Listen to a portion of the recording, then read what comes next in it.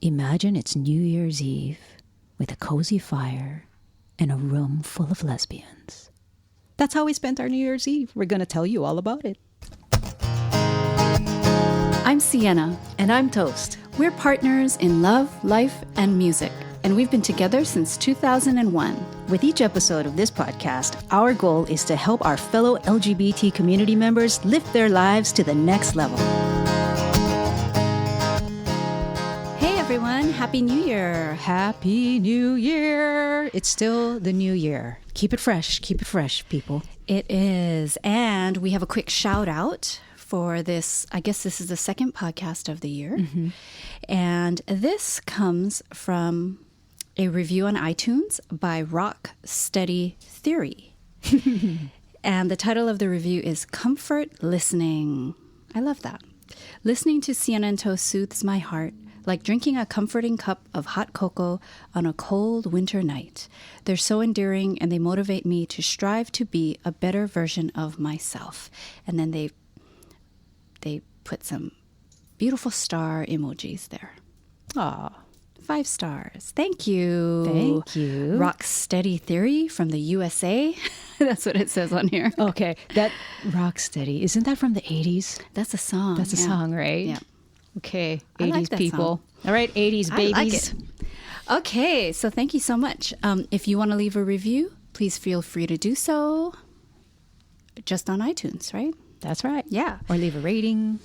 Okay. Okay. All right. So I know in the last podcast we said, what we normally do on New Year's Eve, which is nothing. But guess what, people? We went to a party. We went to a low-key lesbian party. But we didn't know it was going to be a lesbian party. Yeah. It was just a friend's, come over to a friend's house. There was one person that wasn't a lesbian. So we shouldn't. Oh, that's true. We That's shouldn't true. just throw her in the, Yes. So there was one person that wasn't a lesbian, but I don't think we've gone out for a New Year's Eve anything for like really long time, unless it was a gig. I can't remember the last time. Yeah. So all those stereotypes of lesbians that just are like party ragers that throw ragers is wrong. Actually, that's not even a stereotype, right? Yeah, that's not even a stereotype. I think You know what was lesbians a have the stereotype of just staying home. With their cat. With their cats. Okay, and that's what's going to be part of our experience is, I'm sorry, it's going to be partly stereotypes. Our Don't you think? experience? Oh, at the party, there was a moment at the party. Yeah, when you looked around. Yeah, when I looked around and I kind of whispered in your ear, it's like, this is a stereotype right here. I know. Well, stereotypes are, It's based on something. right. Yeah. It's like kind of Yeah. But not that they were bad. It's not bad stereotypes. No, it was just funny. Yes, Yeah, I think it's funny. I know. So I think we had like 1, 2, maybe 3 plaid shirts in the group. Oh, wow. Good memory. I don't remember that. But anyway, so we got there. Our friends, the friends that invited us, they actually are a couple who we met back in California when we were living there. And what's great is that how we met, it was all centered around animals. And it still is. Mm-hmm. So it's fantastic because as we sat there amidst the lesbians and the one person that wasn't gay, we were all talking about our animals. And everyone there was an animal lover, which is great. And sharing their cat pictures. And that's the moment when I leaned over to Sienna and was like, and also expressing, wishes for a dog. Like everyone was just a pure animal lover. Mm-hmm. And so we found ourselves drinking Prosecco and sharing and following each other's animal Instagram accounts because everybody there had an animal Instagram account. Really? I didn't know that. Yes. They had separate Instagram accounts for their pets. Yeah. They had everyone there had a personal account. Okay. Because we're following them. And everyone there had an account for their animals and then some. What do you mean, and then some? Because like perhaps multiple. Because accounts, one of the couples that we met, they each have their own Instagram account. Okay. But they also had an Instagram account that covered all their pets. So their Instagram name was animal account. A separate animal account. But they also had another account for their foster animals. Oh my gosh! Wow. So it's just like there's a lot, you know. Yeah. Which is great. Wow. Okay. But I think the people, our friends who are hosting the party, they don't have animal accounts, right? I Yeah, don't no, know. they don't, because although I do Not believe everybody does, and that's okay. I do think Riley needs her own animal accounts. It's one of those names like Toast, where it's like, is that a boy or a girl?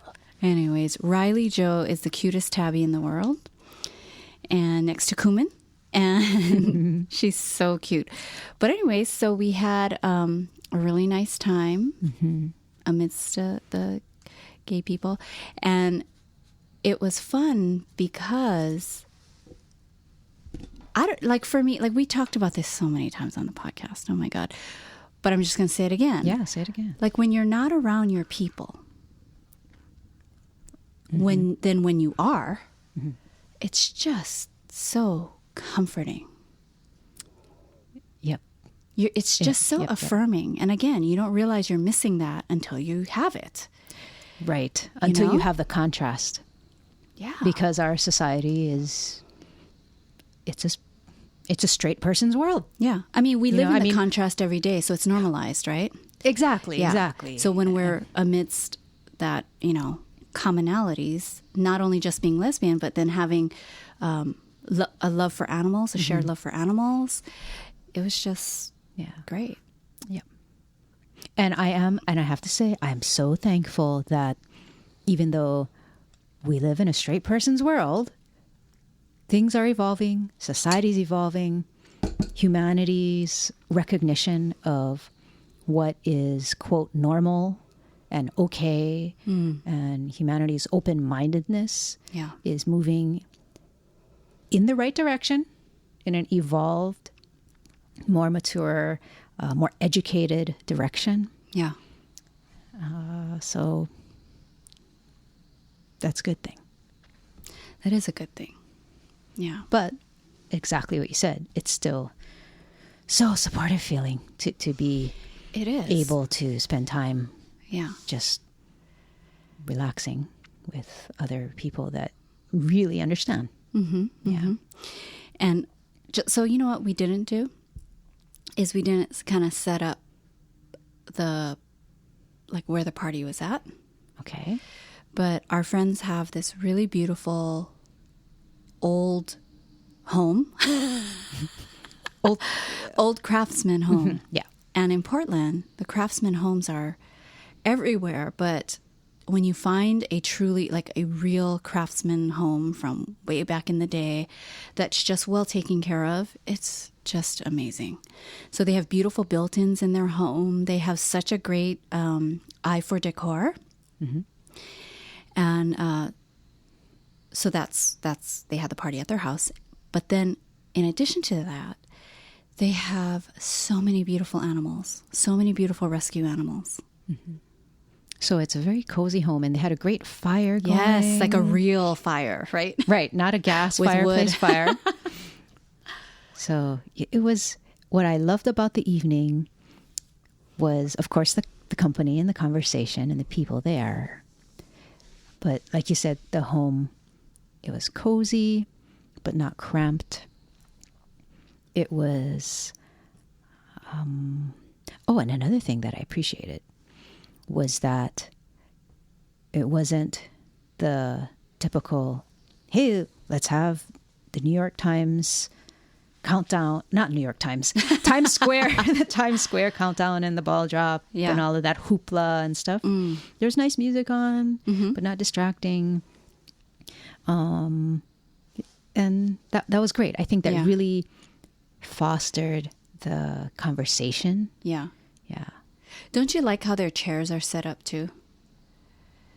Yeah. So that everybody was facing each other, right? Instead of facing the television. Right. We were facing each other. Yes. So I really like that. Yeah. So it was a very human-focused evening, a time for human interaction. And yeah, phones came out, but that was so we could follow each other's animal accounts on Instagram. And we found out that one of the couples there recently got married and their cat was in the ceremony. Their cat. Now that's a lesbian couple. That Penny Lane, Good I think job. her name is. Yeah. Oh my goodness. Yeah. But why don't we get to the food? Okay, the food was fun. Okay, so I just got to say that our friends did such a great job with ambiance. Yeah, the table was so fun and beautiful. Yeah. So like Toast had mentioned, as soon as you walk in, you see this gorgeous and feel it. It was so nice and toasty in there. Mm-hmm. You see a beautiful fire.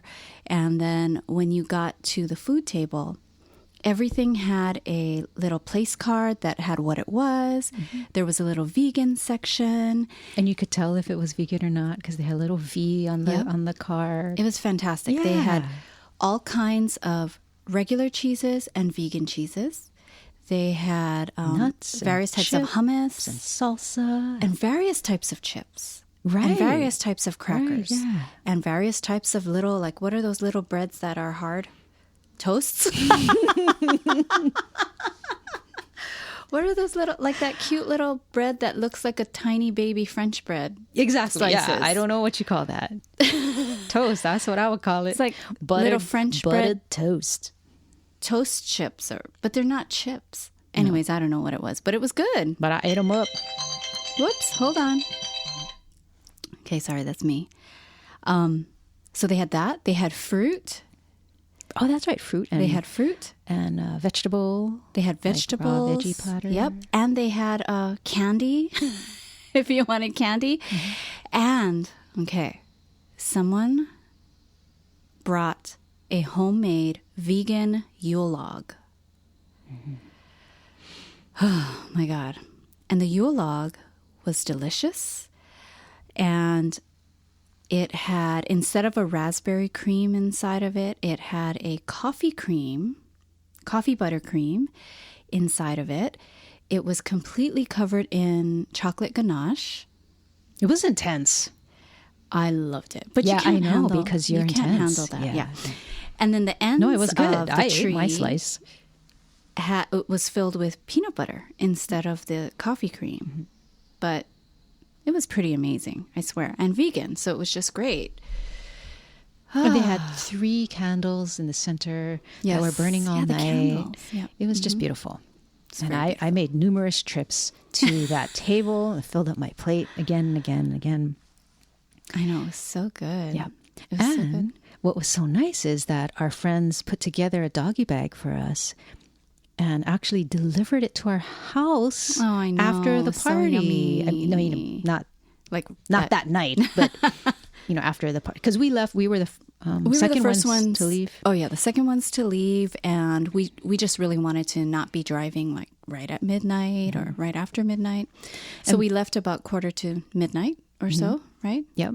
So we were at home in time to make sure Bear was okay in case people were going to be lighting their fireworks and causing all kinds of scary sounding explosions. But Bear seemed fine. He did. So that was great. Yeah. Yeah. He seemed fine. And speaking of like explosions, and I mean, this isn't an explosion, but last night, I swear, Toast and I were lying in bed and there was a weather alert for our area. High winds, right? A wind advisory. Yeah. And seriously, people, the house was shaking. Yeah, the felt house like an actually earthquake. shook. Yes, many times. Like, so that was different. Very different. But I love the wind, so I welcome that. But I was a little scared when the house was shaking because I'm like, I wasn't sure if I was imagining it. Oh, I see. And it's a 2-story house, so right, the top part will have the more motion, I guess. I know, but shouldn't it like not move? I think it's better if it does move, right? So it's because kind of there's give to it. Yes, that's true. Yeah. But I was a little like, it's how an earthquake feels. It is. In a light way, right? Yeah. Very light way.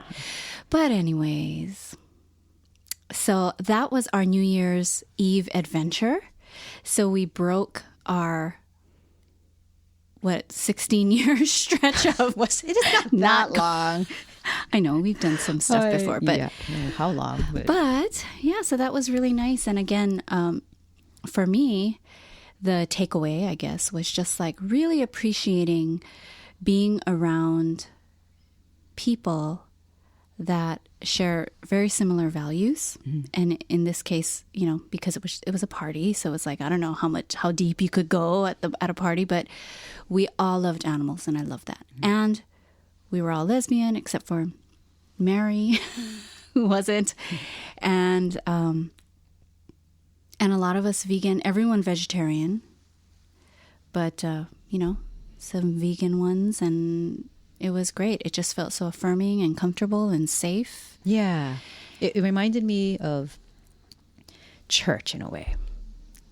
Not be and only because I felt like it was a culture of affirmation. Oh, yeah. We were there to spend time with each other and enjoy life. Yes. Enjoy food. Enjoy conversation. And all of those are such positive things. Yeah. And we all came to that event with similar enough personal life experience, just being LGBT. And that is so affirming. Yeah. It's a culture of affirmation, and it just, I feel like it adds strength and nourishment to your soul and to your spirit. Yeah. To have that kind of experience. So very grateful for that. Me too. Yeah, it was a really nice night. And that's kind of what we want to provide with this podcast, because we know that there are all kinds of podcasts out there, and we do see the value in trying to like explicitly teach certain tips or tricks or things about how to improve your life or how to get a good night's sleep or how to plan your day and productivity tips and all that kind of stuff for a better life. But at the same time, we also recognize from our own experience that life feels better just when you get to spend some time or hear a conversation that resonates with your own personal life experience and values. And so that's kind of what we want to do with this podcast. And sometimes I think it's more powerful that way. Yeah. There's less of a pressure of like, okay, so now you've got to do better. Right. It's just There's no just homework. Connecting on another level that's just more authentic, I think. All right. Okay, so thanks for listening. Thanks for listening to our podcast today, and we'll see you next week. And until next time, remember to love life and live free.